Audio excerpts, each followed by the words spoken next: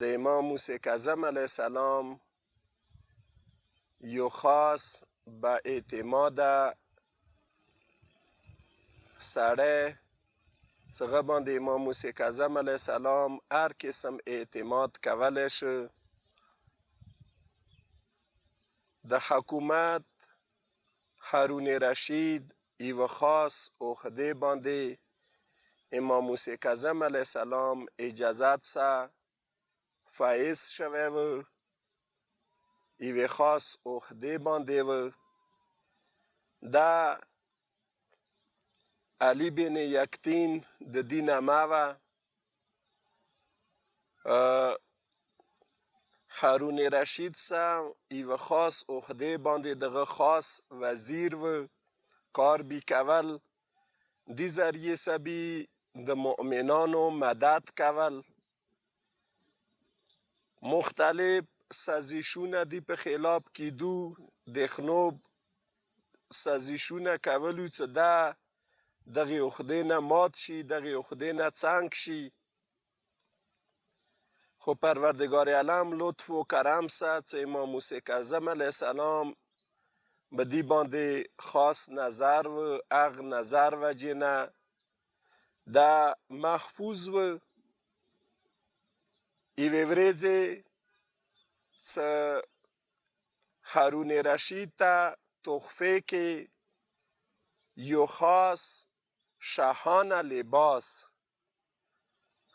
غا تیار شوی و. تحفه کې هارون رشید ته راغلی و څه غا ډیر زیات قیمتي و. غه د تحفه علی بن یکتین ته حواله که څه ته ډیر خدمت ما سکه، یو ډیر نیک انسان یې، ښه انسان یې، بس زړه نه غواړم چې دا تحفه تا ته حواله کړم. علی بن یکتین ته یې دا تحفه حواله که. نو هغه څه دا تحفه ولیده، دا شاهانه لباس و. نو هغه ډیر سوچ وکړ. هغه ویلو چې دا ما څه خوان نه کوي. هغه خپل طرف نه دا تحفه امام موسی کاظم علیه السلام خدمت کې راستوله. امام ته کله دا تحفه راستوله، امام دا تحفه ولیده، قبوله یې که، ځان څخه یې چېږدوله. خو امام موسی کاظم علیه السلام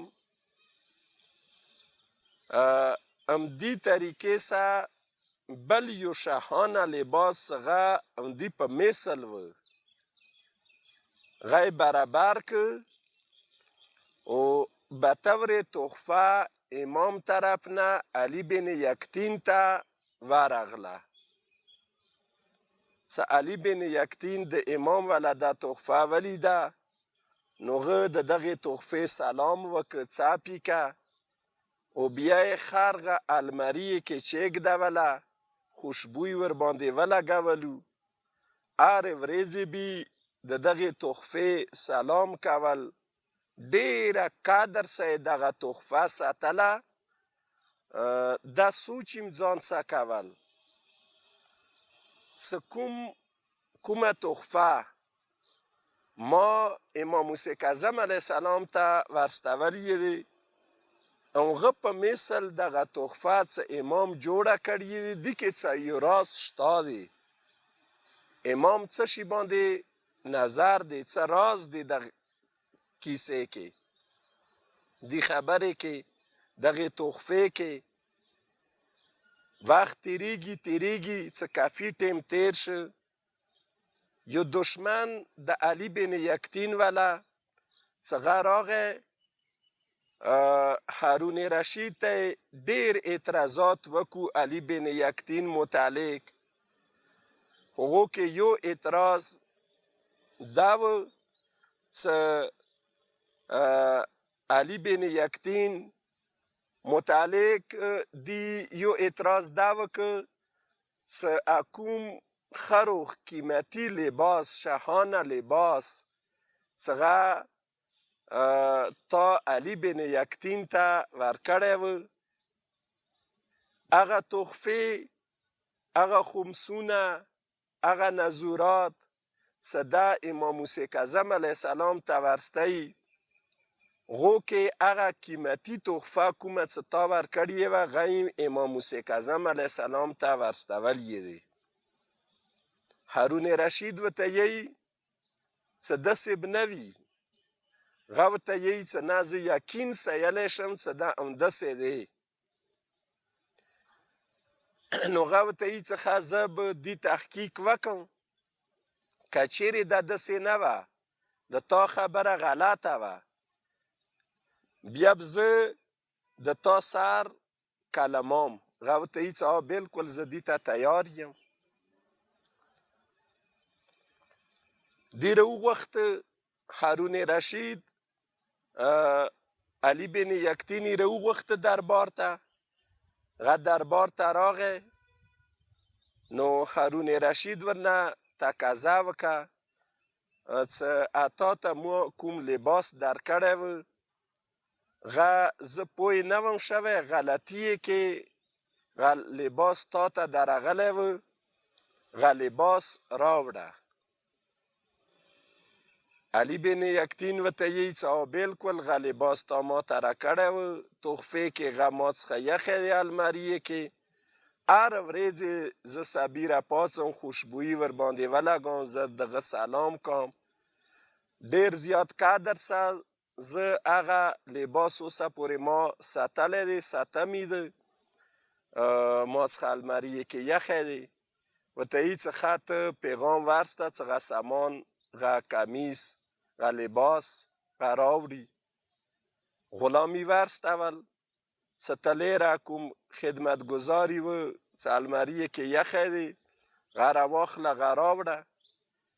د خادم یې لاړ، هغه المارۍ کور کې کومې کې څه دا لباس یخی و هغه لباس یې هغه ځنه راوچت که، هارون رشید دربار ته یې راوړه. نو دې دوران کې علي بن یکتین ذهن ته دا خبره راغله، د راز ورته مخ ته راغی، دې راز ته ورسېده علي بن یکتین څه دې کې همدا راز و څه یوه ورځ به داسې ارڅي څه دا لباس به ما نه هارون رشید غواړي، همدې وجې نه امام دغه لباس ما ته رستولی و څه دا بیا هارون رشید ته حواله کړي څه هغه پوه نه شي څه علي بن یکتین د امام موسی کاظم علیه السلام منونکی دی او دغه خاص کسانو نه دی. نو هغه لباس یې کله راوړه چېږده هارون رشید مخ ته هغه څه ولیده عیني همغه لباس و څه کوم هارون رشید علي بن یکتین ته ورکړی و. څه کله هغه ولیده نو هغه د بعد هغه حکم صادر که هغه دشمن څه د علي بن یکتین متعلق اعتراضات کړي وو هغه باندې څه دا 1500 کوړې دا ووهلی شي، هغه ته 1500 کوړې څه هغه ته ورکولې دي دوران کې هغه ختم شه، هلاک شه. نو اوس دې واقعې ته کله سترګې غړوم هغه کسان څه هغه امام موسی کاظم علیه السلام ته نږدې دي، امام موسی کاظم علیه السلام سره مینه لري، امام موسی کاظم علیه السلام سره محبت لري، امام موسی کاظم علیه السلام لیارې باندې روان دي، دغه فرمان په مطابق دي. هغو کسانو باندې د امام موسی کاظم علیه السلام څه د باب الحوایج دی، باب المراد دی، څومره رحیم و کریم و مهربان دی. نو هغو کسانو غوندې څه موږ ګنهګار معصیتکار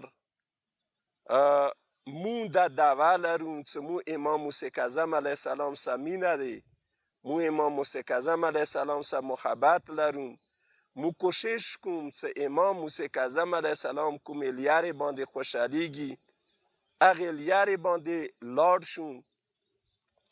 نو مو امام موسی کاظم علیه السلام در کې دغه درخواست کوم، د سوال کوم څه ای امام موسی کاظم علیه السلام ته باب الحوایج یې، ته باب المراد یې. لکه څنګه هغې زمانې کې علي بن یکتین هغه مشکلات څه علي بن یکتین غو ته نه رسیده، ذهنی هغو مستقبل کې مشکلاتو ته نه رسیده څه مشکلات برسي، خو تا ور باندې نظر و هغو مشکلاتو نه تا څوره طریقې سه ساتل بچول ده. ای باب المراد، ای باب الحوایج، مون ډیر ګناهګار یم، ډیر خطاکار یم، ډیر کمزوري یم، ډیر ضعیف یم، د مو بدنونو باندې، د مو زندگی باندې، د مو وجود باندې رحم وکې. هر ځای کې، هر مشکل کې، هم دغې دنیا کې هم هغې دنیا کې ته د مو مددگار وګرځېږې.